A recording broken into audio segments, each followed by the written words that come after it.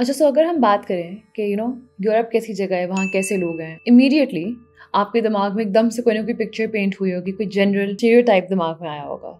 और हो सकता है वो बातें ठीक भी हों, क्योंकि आज के ज़माने में हम लोगों को एक दूसरे के बारे में काफ़ी ज़्यादा कुछ पता है, बिकॉज टेक्नोलॉजिकल एडवांसमेंट्स हुई हुई हैं, सोशल मीडिया है, जनरल मीडिया है, राइट। एंड सिमिलरली अगर कोई यूरोप में रहता है या अमेरिका में रहता है, उनसे पूछेंगे साउथ एशिया के लोग कैसे हैं, तो हो सकता है उन्हें भी कुछ आइडिया हो, शायद कुछ लोग थोड़े से मिसगाइडेड भी हों। बट एनीवेज, तो मैं ये सोच रही थी कि आज से 1000 साल पहले तकरीबन जो मिडिल ईस्टर्न लोग थे, उनसे अगर कोई पूछता कि यूरोप कैसी जगह थी, यूरोप के लोग कैसे हैं, तो वो क्या कहते हैं। और ये एक बहुत दिलचस्प सवाल निकला, क्योंकि हमें इतनी ज़्यादा सोर्सेज मिलते हैं जो कि सारी मिडिल ईस्टर्न ही मुझे मिली। मेजॉरिटी अरबिक लोग थे जिन्होंने बहुत ट्रैवल किया दुनिया में, जिनमें से कुछ लोग ऐसे भी थे जैसे इब्न बतूता, जिसके बारे में हम सबको पता है, ठीक है। और इंटरेस्टिंगली वो यूरोप को बुलाता है लैंड ऑफ डार्कनेस। डार्कनेस मतलब अंधेरा। अस्सलाम वालेकुम, मेरा नाम है मिशा और खुश आमदीद तारीखी टेल्स में। लाइक शेयर सब्सक्राइब जरूर कीजिएगा। और अगर आप हमें सपोर्ट करना चाहते हैं, आप पेट्रियन पे जाके भी हमें सपोर्ट कर सकते हैं, या आप हमारे यूट्यूब चैनल के पेड मेंबर भी बन सकते हैं। Multiple options. अच्छा, अब ये समझने के लिए कि जो अरबी लोग थे उनके नजरिए में यूरोपियंस कैसे लोग थे, ये समझने के लिए सबसे पहली बात ये जानना जरूरी है कि अरबियों के लिए खुद क्या नॉर्मल था। यानी कि अगर किसी दूर दराज खित्ते से कोई आदमी या कोई लोग उनके खित्ते में आते हैं घूमने फिरने, तो उनका क्या रवैया था ऐसे लोगों के साथ। अब जहाँ तक हमें मुख्तलिफ सोर्सेज मिलती हैं, उनसे पता चलता है कि अरबी लोगों की सकाफत का एक बहुत बड़ा हिस्सा ये है कि वो मेहमान नवाजी करते हैं, और वो बहुत ज़्यादा मेहमान नवाजी करते हैं। कुछ लोग जो इसके लिए बहुत मशहूर हुए वो थे जैसे कि हातिम ताई, और फिर आगे जाके इस्लाम आता है। ज़ाहिर बात है उस एरिया में इस्लाम उधर से ओरिजिनेट करता है, तो इस्लाम की टीचिंग्स के बतौर भी मेहमानों को बहुत इज़्ज़त और एहतराम दी जाती है, उनको सर आंखों पे बिठा के रखा जाता है, उनको एक तोहफा समझा जाता है और खुशी खुशी उनको वेलकम किया जाता है। तो ये तो था जो अरबियों के लिए एक नॉर्मल चीज़ थी। तो शायद इसी वजह से जब वो मिलते हैं यूरोप के कुछ लोगों के साथ पहली दफ़ा, तो वो ज़रा हिल के रह जाते हैं कि ये क्या।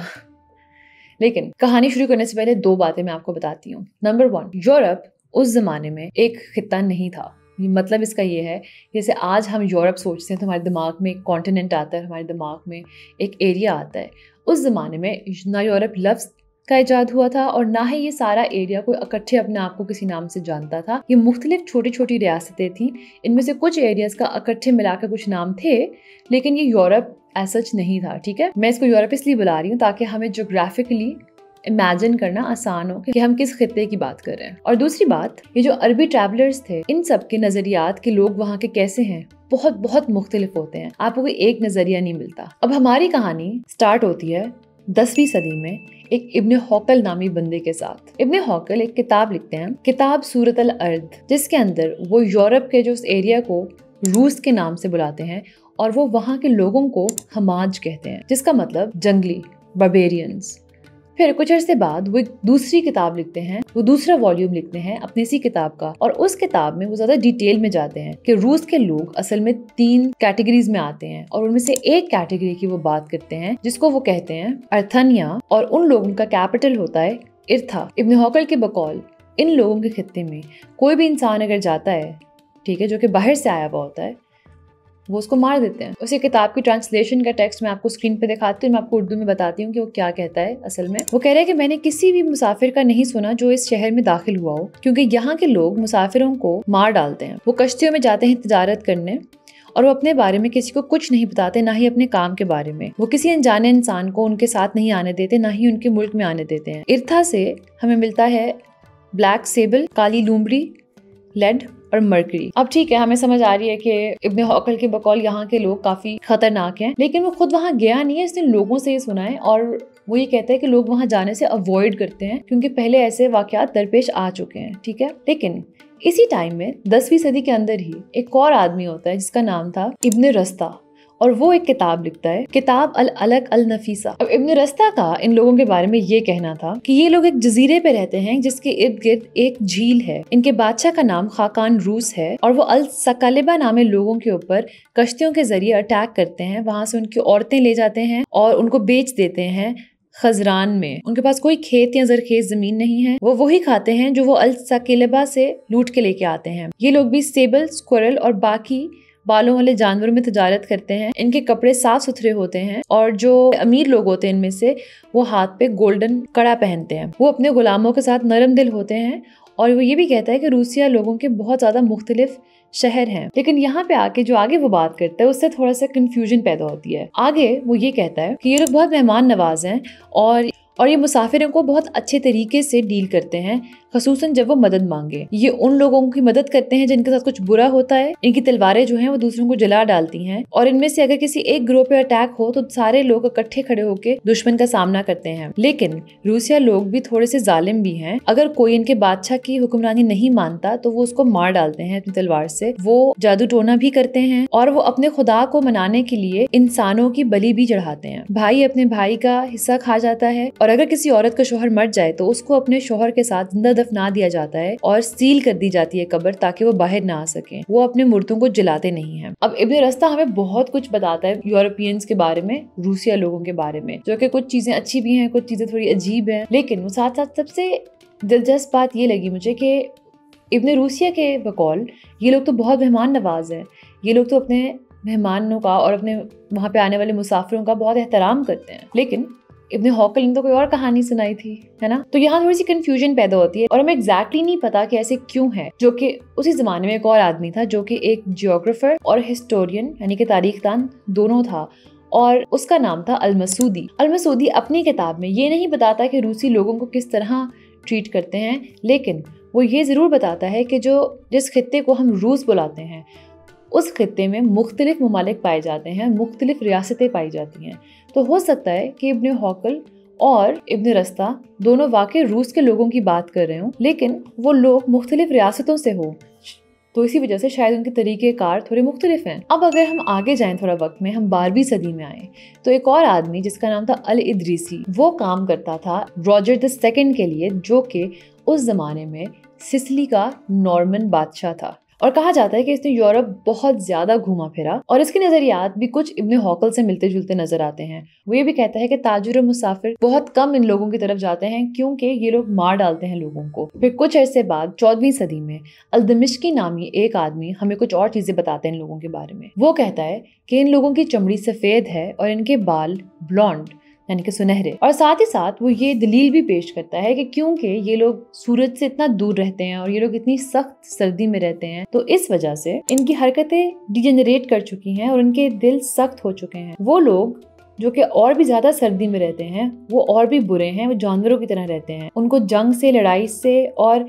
शिकार से फुर्सत ही नहीं, उन्हें सब्र शुक्र का कोई एहसास नहीं। तो ये आदमी भी अल इदरीसी का रेफरेंस देता है अपनी किताब में और थोड़ा सा बदल देता है उसकी वर्डिंग। ये कहता है कि जो साल्व लोग हैं, जैसे आजकल भी हम कहते हैं स्लाविक लोग, स्लाविक नेशंस होती हैं, तो जो साल्व लोग हैं वो लोग, उनके खत्ते में अगर कोई बंदा चला जाए तो वो उसको काट के खा जाते हैं। अब हमें नहीं पता इस बात में कितनी सच्चाई है कितनी नहीं, लेकिन इससे हमें ये पता चल रहा है कि मुख्तलिफ नेशनैलिटीज भी शायद रहती हैं इन उस खित्ते में जिसको रूस कहा जाता है। और साथ ही साथ हमें आगे कुछ ऐसे भी सोर्सेज मिलते हैं जहाँ पे जो कुबैया ट्राइब का मेंशन होता है, पहले इस कुबैया कबीले की बात होती है पहले, कुछ लोग उसको ऐसे डिस्क्राइब करते हैं कि वो लोग तुर्क लोग हैं असल में, यानी कि वहाँ पे मुख्तलिफ किस्म की एथनिसिटीज पाई जा रही थी। अब इसके बाद जाके आता है इब्न बतूता, जो कि एक मोरक्कन मुसाफिर होता है, 14वीं सदी में सामने आता है और उसकी जो लिखाई है वो बड़ी मुख्तलिफ होती है क्योंकि वो इस खित्ते को रूस बुलाता ही नहीं है, वो इसको बुलाता है अंधेरे का खित्ता यानी कि लैंड ऑफ डार्कनेस, जो कि बहुत ड्रामेटिक नाम है और वो काफी डिटेल में बताता है कि ये खित्ता किस तरह का था और कितनी मुश्किल सफर था वहां तक का। और ये सारा कुछ वो बताता है अपनी किताब में जिसका नाम मुझे बहुत दिलचस्प लगता है। उसका कहते हैं तोहफात अल नज़र फी गराइब अल अमसार व अजाइब अल असफार। इंग्लिश में ट्रांसलेशन ये बनती है a gift to those who contemplate the wonders of cities and the marvels of travelling. यानी कि उसकी किताब एक तोहफा है उन लोगों के लिए जो कि सफर करना पसंद करते हैं और उस पे जो कि सफर करना पसंद करते हैं। मैंने जरा सिंप्लीफाई कर दी है ट्रांसलेशन। इब्न बतूता अपनी किताब में ये लिखते हैं, मैं तारीखी के खित्ते में जाना चाहता था जिसका रास्ता बनता था बुल्गार से। वहाँ से फासला था 40 दिनों का, लेकिन मैंने अपना जहन बदल लिया क्योंकि मुझे अपने साथ बहुत सारा सामान और खाना पीना लेके जाना पड़ना था और ये शायद कुछ ज्यादा ही मेहनत थी। वहाँ पहुँचने के लिए आदमी को छोटी छोटी बग्गियों में सफर करना पड़ता है जिनको हस्की कुत्ते खींचते हैं। ये खित्ता जो है ये बर्फ से भरा हुआ है, इस पे हर जगह बर्फ है। कोई आदमी या जानवर यहाँ पाँव नहीं रख सकता। ये कुत्ते रख सकते हैं क्योंकि इनके नाखून इतने लंबे हैं कि वो बर्फ को जकड़ लेते हैं। तो अमूमन यहाँ जाने वाले लोग सिर्फ बहुत ताकतवर ताजिर होते हैं जिनके पास 100 से भी ज्यादा बग्गियां होती हैं, और वो अपने साथ खाना पीना लकड़ी सब कुछ लेके जाते हैं, क्योंकि इस खित्ते में ना तो दरख्त हैं, ना पत्थर, ना ही कुछ और। जो कुत्ता है वही आपका गाइड है, क्योंकि बहुत दफा यहाँ से आगे पीछे गया है। ये कुत्ता बहुत महंगा है, तकरीबन 1000 दिनार का आता है, और बग्गी इसके गले के साथ बांधी जाती है। इसके साथ 3 और कुत्ते भी होंगे जो कि बाकी बग्गियों को लेके चलेंगे, और जो सबसे अव्वल कुत्ता है अगर वो रुक जाएगा तो बाकी सारे भी रुक जाएंगे। कोई इन कुत्तों के साथ बुरा सलूक नहीं कर सकता। इनको खाना इंसानों से पहले दिया जाता है, वरना ये गुस्सा कर जाते हैं और इंसानों को छोड़ के चले जाते हैं। आगे जाके इब्न बतूता ये बात करता है कि जो इस खित्ते के लोग हैं वो मुसाफिरों के साथ या अनजान लोगों के साथ मिलना या बातचीत करना पसंद नहीं करते। कहते हैं कि वो तजारत के मामलात में भी बातचीत करना पसंद नहीं करते। तो इब्न बतूता का अकाउंट इतना एक्सट्रीम नहीं था जैसे हमने पहले कुछ सुने। अभी तक देखा जाए तो इब्न हौकल के बकौल रूस के लोग मुसाफिरों को मार डालते हैं।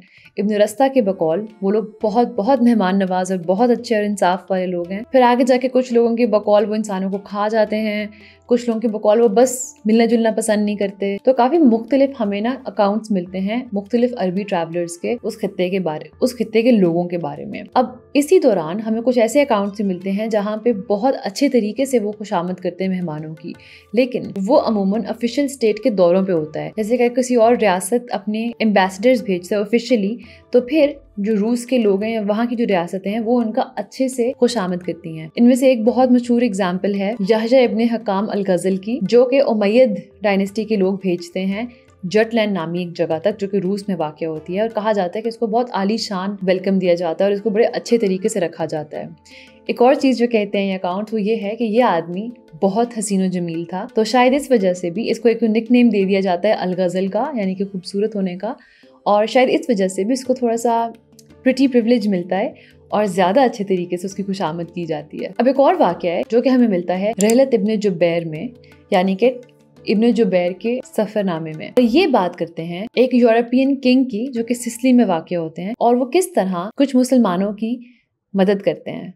ये वाक़या मुझे काफी दिलचस्प लगा था, तो ये मैं आपको अपनी अगली वीडियो में सुनाऊंगी अगले हफ्ते। अभी के लिए ये था एक छोटा सा स्नैपशॉट के 10वीं सदी से लेकर 14वीं सदी तक जो यूरोप के लोग थे उनके बारे में अरबियों का और बाकी दुनिया का क्या नजरिया था। और याद रखिएगा यही सारा टाइम पीरियड वो टाइम पीरियड है जब यूरोपियंस खुद कहते हैं कि वो एज ऑफ डार्कनेस में थे और अभी वहां से निकलना शुरू होने वाले थे 14वीं सदी के एंड पे जाके। अब वहां से निकलना शुरू होने वाले थे। ठीक है ठीक है ठीक है ठीक है ठीक है ठीक है ठीक है ठीक है ठीक है ठीक है ठीक है ठीक है ठीक है ठीक है ठीक है। चलिए मुझे जरूर बताइएगा आपको ये वीडियो कैसी लगी। आपसे मुलाकात होगी अगली दफा। अल्लाह हाफिज।